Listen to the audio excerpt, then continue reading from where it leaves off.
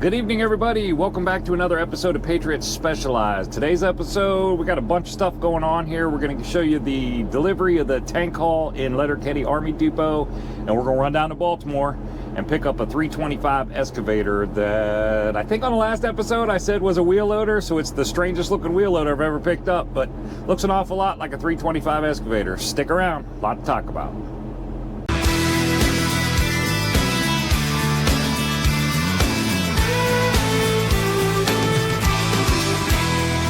Right across these plains and prairies, Rocky Mountain highs, fade off into the distance like ghost riders in the sky.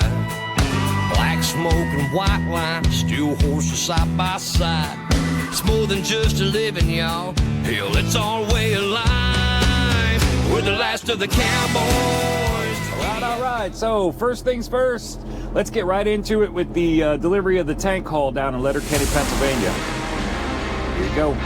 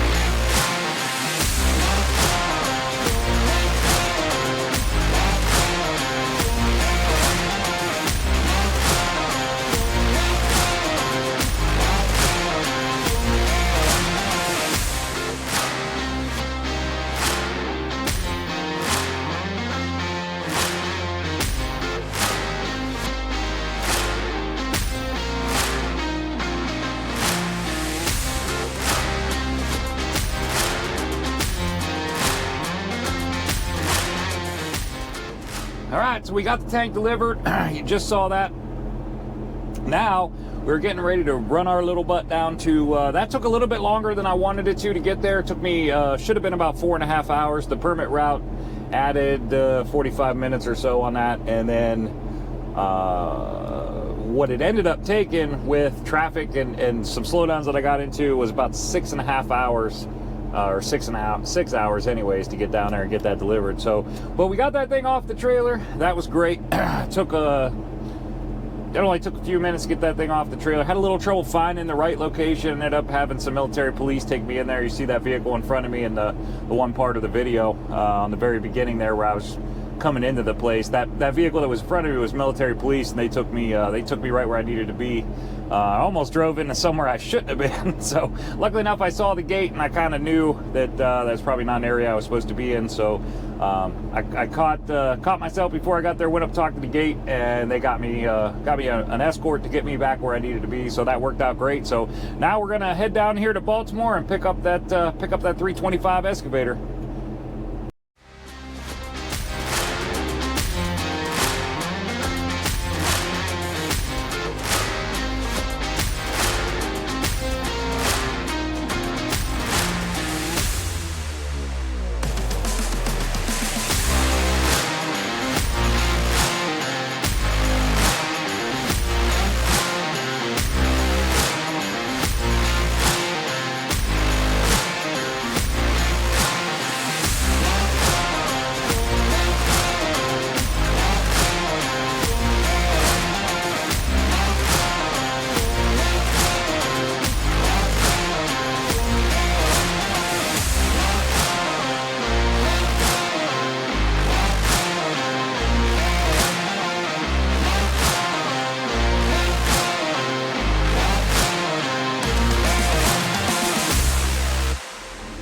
Now we're all loaded up, and there's still a crucial part that needs done. As you can see, I didn't bring the arm all the way down, and what you're about to see is me backing the truck up and locking it back into the terminal so that I can drop that arm down so that it doesn't hit that front. You don't know exactly without either measuring it or just hooking the truck back up. I think it's just easier just to hook the truck back up and then bring the arm down. I leave the excavator running, wait for the truck to get hooked back up, then I bring it back down. On the other end, on delivery end, I just do that backwards. I make sure I lift up the arm before I disconnect and move forward.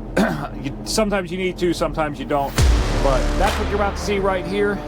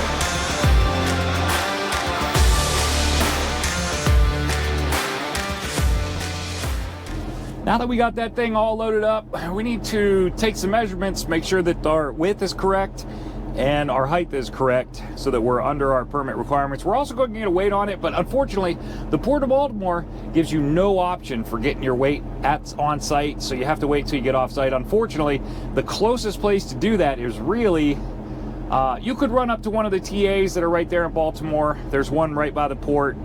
It's very difficult to get in and out of, so I never use that. I wait until I get a little bit further away. I always figure I could either revise a permit or I could move the unit. And in this case, I ended up, we did find out that once I got it loaded, and I'll put up a scale ticket real quick, but once I got it loaded, I realized it was about 2,000 pounds, 3,000 pounds heavier on the trailer than what my permit said it was. So I ended up revising my permit to allow for the extra weight on the trailer rather than moving the unit, which I probably could have, but there's no exact science to that. So rather than moving the unit, I just went ahead and revised the permit for $10 and got that taken care of. So.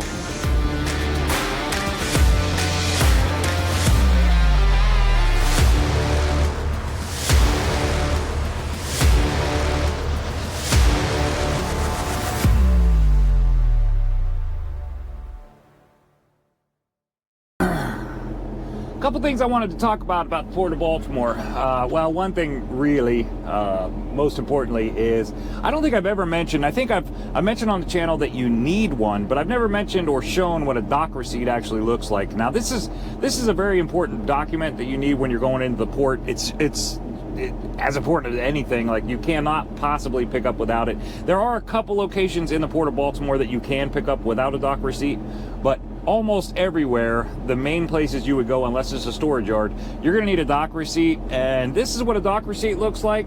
And you're going to see there's a lot of information on this thing that is pretty much useless to us. There's a lot that says see inland bill lading, blah blah blah blah blah blah blah, whole bunch of gibberish on here. But the one thing that's really important is right here.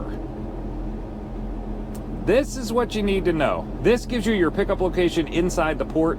That tells you where you're going to go once you're in the port. There's a bunch of different locations, and there's Mid-Atlantic, there's Ceres Terminal, there's WWIB, there's 502, Building 502, there's Building 50 or 501, I believe it's called. And then there's Mid-Atlantic Terminal. This one happens to be, as you can clearly see on this dock receipt, this happens to be for Mid-Atlantic Terminal. And the thing about the Mid-Atlantic Terminal is it only needs one piece of paperwork in order to get loaded there. Most of these places in the port require to have 2 or 3 copies of your dock receipt. Mid-Atlantic only requires 1. That is super nice. They make their own copies. They know how to work a copy machine. Apparently these other places don't. So that's the good part about Mid-Atlantic Terminal. What I wanted you to see was there's a ton of information on that document, but really there's only that one thing that's very important. So now you know what to look for. Some of them look different. This is a SEVA dock receipt. Some dock receipts look different, but for the most part, they're all basically the same, and they have the same information. And what you're looking for is that pickup location information. That's what you need to know. All right, so there you saw it. We got our width is correct. We got that measured. We got our height measured. It's good to go. We also got a weight on it. You saw that. Got our permit revised for that, and I was hoping that I would make delivery in Michigan somewhere around noon or so. This one I chose a little different routing. The last 2 that you've seen on a couple episodes, the last 2 that I've taken up to Michigan, I ended up running 68 over to up 79 to 70, all the way across to 75 and up into Michigan that way. This one I chose to go a little bit different route, see if it was a little bit quicker, and it actually was. So that was good to know. This time I came up Route 83 out of Baltimore into Pennsylvania, went up 83 to 81 to 22 to 322 up through State College, not on to 99 and into 80. I ended up spending the night right on 80 there. As soon as I got on 80 from 99, I spent the night there. GPS said I was about 7.5 hours permitted away. The problem with this permit route is Ohio has no good way to get across it if you're up north, if you can't run the turnpike, which in this case I couldn't for weight. So it has no good way to get across it. So I ended up running 76, which put me crossing both Ohio scales. Fortunately, didn't have any trouble. The Hubbard scale was closed.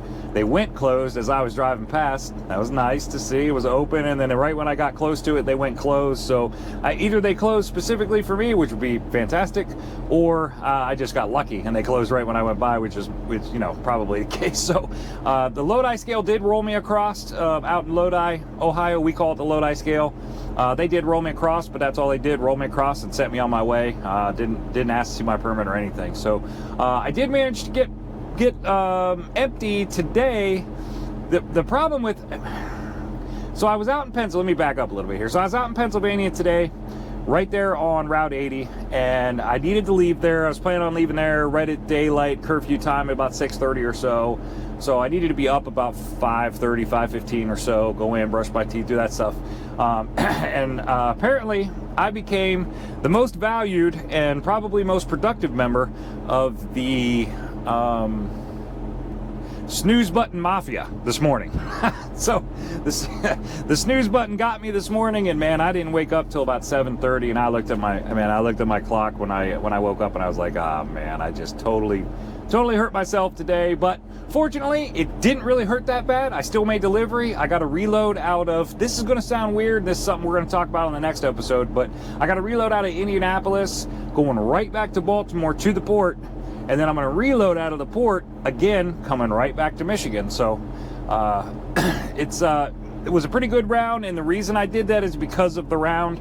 I didn't, this is something you got to do these days, the way rates are and the way freight is, and you got to you sort of rob a Peter to pay Paul, and you got to pick which one would be better for you in a long term. You got to look at tomorrow. You can't just look at today like we used to be able to. You got to look at tomorrow and see what tomorrow is going to bring. So I did that, and fortunately I made a turn out of this, and this is going to work out best for me. So that's what we're going to do, and you're going to see that on the next episode. We're on our way down to Indianapolis right now. We're going to be there tomorrow morning, probably around 9 o'clock. We'll get to Indianapolis. We got a D6 bulldozer picking up, going right back to the Port of Baltimore. We're going to get that delivered on Thursday, and then we're going to pick up a wheel loader this time. It actually is a wheel loader this time. I promise you, it's not the funniest looking wheel loader you've ever seen, but this actually is a wheel loader. We're going to pick that up on Thursday. Probably we'll just take that thing home, deliver it next week up in Grand Rapids, Michigan. So if you're brand new to the channel, I appreciate you tuning in. Thanks for watching. I hope you enjoyed what you saw. Please consider hitting that subscribe button if you did. If you're coming back to the channel, as always, man, I love you guys. I appreciate you guys watching the channel and throwing comments. It's very cool to be part of this and be doing this, and you kind of create a community, and I think we got a pretty good community going here. That being said, I'm gonna get my butt to bed so I can get up early and not be part of the snooze button mafia tomorrow morning, and we'll get this D6 Dozer picked up, and we will see you guys on the next one. Everybody stay safe out there.